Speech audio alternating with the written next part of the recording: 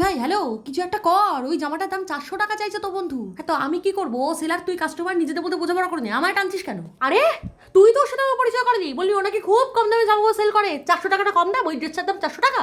আমি তোকে just for information বলেছিলাম, তা বলে তুই কিনে ফেলবি? আজকে যদি আমি তোকে অজগর সাপ কিনতে বলি, তুই কিনবি? হ্যাঁ তো তুই যদি বলি সব থেকে কম দামে বিক্রি হচ্ছে, তাহলে আমি নিশ্চয়ই কিনবো। হ্যাঁ ভাই, কম দামের ওপর তোর এরকম নোংরা ফ্যান্টাসি আছে, তাহলে আমি তোকে জীবনে বলতাম না। বিশ্বাস কর, আমারই ভুল হয়েছে, আমারই দোষ। ভাই তুই ফালতু কথা রেখে ওর সাথে কথা বলবি? তুই ওকে প্লিজ বল আমি তোর ছুতে গেছি তো, আমার যেন না ঠকায়, তুই একটু বল ওকে।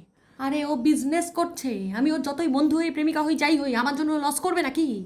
ওর আবার বেশি চিন্তা। আরে লস হবে না ওর, 50 থেকে 100 টাকা কম নিলে ওর লস হবে না। তুই ওকে বল না যে আমি তো তোর ছুতে গেছি, একটু যেন কম করে সেটা বল। আচ্ছা ঠিক আছে, তুই ফোন রাখ, আমি দেখছি কি করা যায়। হ্যালো, অনেক কষ্টে অনেক বুঝিয়ে সুঝিয়ে 400 টাকাটা 300 টাকা করেছি, আর আর কমাতে বলিস না। ও, তুই বলে দিয়েছিস?